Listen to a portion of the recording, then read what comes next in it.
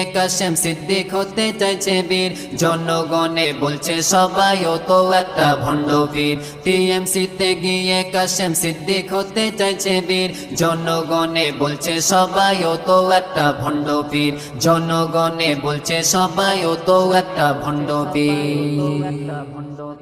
কয়দিন আগে বলেছিল টিএমসি না চোরের দল, সম্পাদক হয়েই বলছে টিএমসি মোর মনোবল। একদম নবান্ন কোম্পানি থেকে শুরু করে যত তৃণমূলের নেতা সবাই কিন্তু চোর চোর চোর চোর চোর চোর চোর, এরা সবাই চোর।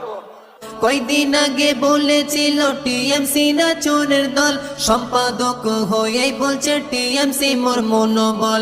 টাকার লোভে হঠাৎ করে ফসকে গেল হকের তীর, জনগণে বলছে সবাই ও তো একটা ভণ্ড বীর, জনগণে বলছে সবাই ও তো একটা ভণ্ড বীর।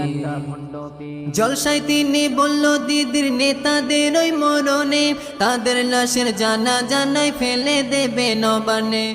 যত তৃণমূলের নেতা আছে এরা যদি মরে যায় এদের জানাজা করবে না, আর এরা মরে গেলে এদের লাশ গুলোকে টেনে নবান্নে ফেলে দিয়ে আসবে। জলসায় তিনি বলল দিদির নেতাদের ওই মরণে, তাদের লাশের জানা জানাই ফেলে দেবে নবানে। জনগণে বলছে হুজুর দলে তো গেছো ঢুকে, তোমার লাশে জানা জানাই বললে তুমি নিজ মুখে, ভাবছে আমার লাশ নিয়ে কি নবান্নতে করবে ভিড়। জনগণে বলছে সবাই ও তো একটা ভণ্ড বীর, জনগণে বলছে সবাই ও তো একটা ভণ্ড বীর। বাংলার মুসলমানে বলছে মোরা কভু নই বোকা, পেলান করে অকাপ আন্দোলন যাবে না রোকা।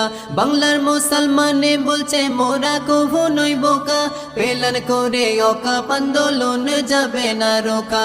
মুসলিম দিয়ে মুসলিম জাতির কাটতে চাচ্ছে ঘাড়ের শির, জনগণে বলছে সবাই ও তো একটা ভণ্ড বীর, জনগণে বলছে সবাই ও তো একটা ভণ্ড বীর, জনগণে বলছে সবাই ও তো একটা ভণ্ড বীর।